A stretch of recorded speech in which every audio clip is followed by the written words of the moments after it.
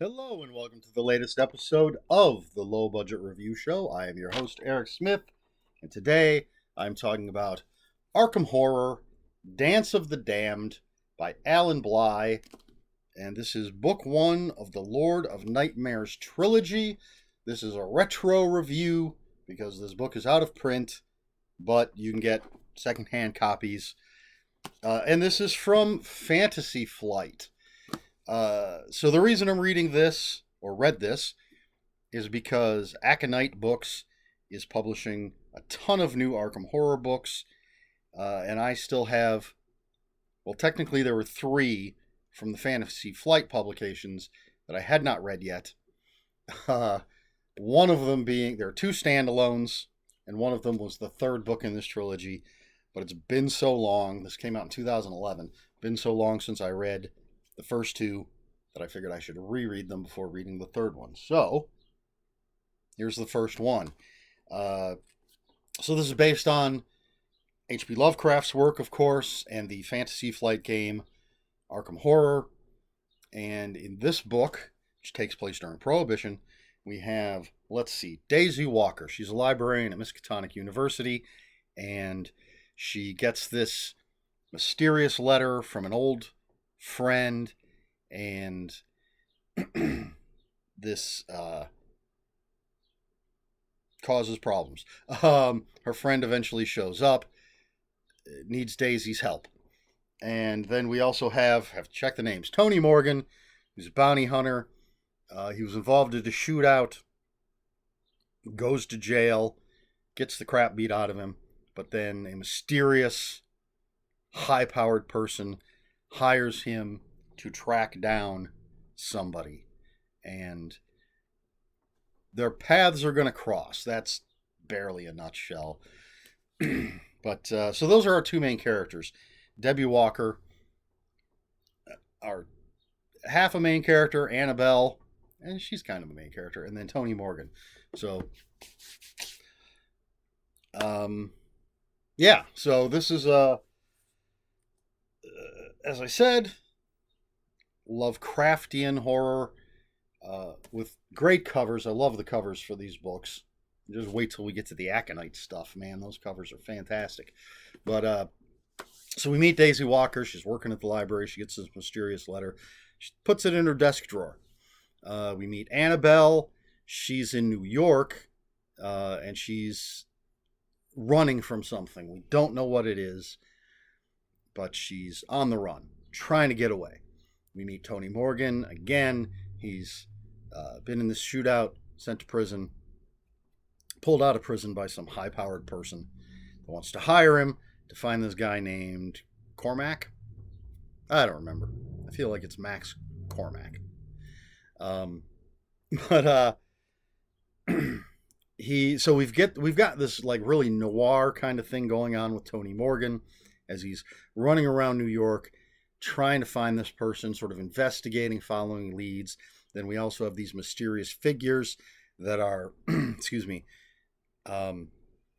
messing with this mob boss, Lasky, and messing with his business, killing off his people.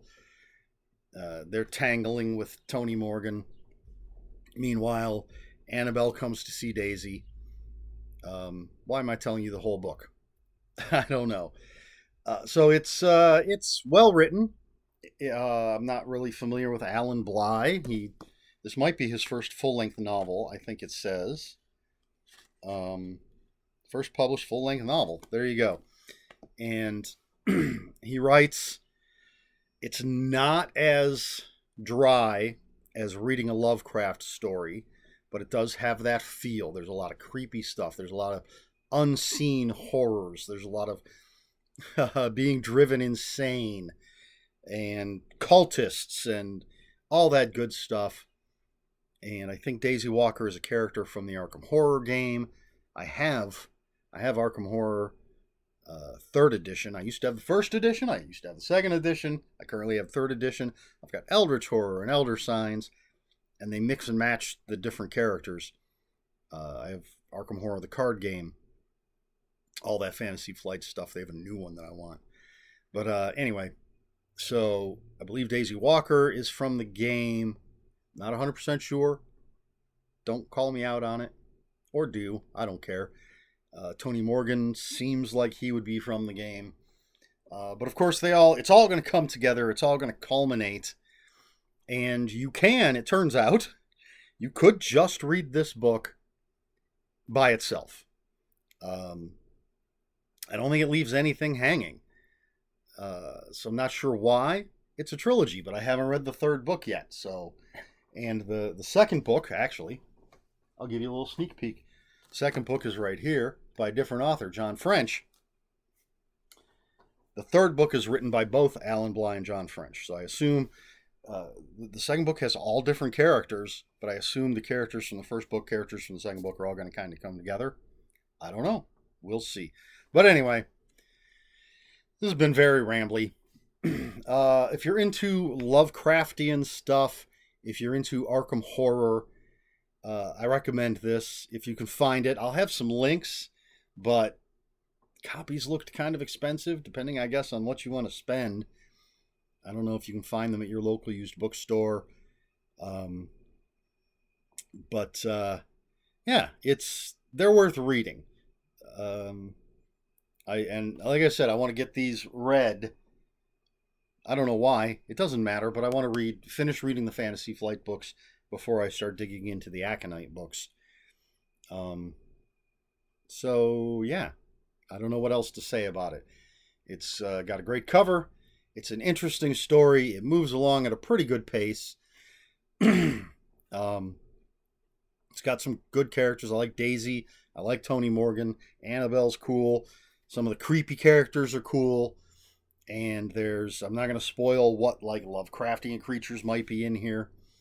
But there are crazy creatures and things. So, yeah. Good stuff. Recommended. I think I gave it 3 out of 5 on Goodreads, which means I liked it. Didn't blow me away. Not the greatest Lovecraftian story I've ever read. Oh, it does have little Easter eggs for actual Lovecraft stories. Mentions, I believe, there's a mention of, because they don't come right out and say it. It's just like, oh, this incident that happened.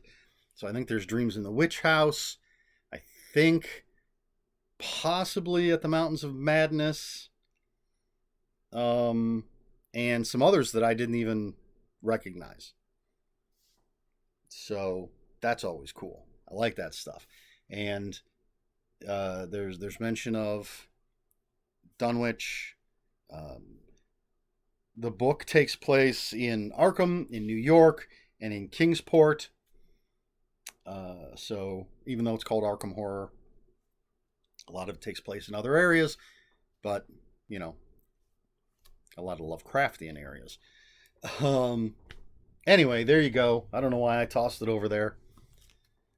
Dance of the Damned, Alan Bligh, Book 1 of the Lord of Nightmares trilogy. And I'm going to read straight through all 3 books. So the next review you'll see will be for Book 2. After that, it'll be for Book 3. There you go. That's it. I guess my question for this video is, are you a fan of H.P. Lovecraft's world? Not necessarily his writing, not the man himself, but just what he created, this mythos, this universe that so many horror authors, movie makers, have dipped a toe into. I already mentioned all the games that I have, the fact that I have these novels. I have movies. I'm a fan. I love the idea that there are things that are so vast, so incomprehensible that it'll drive you insane.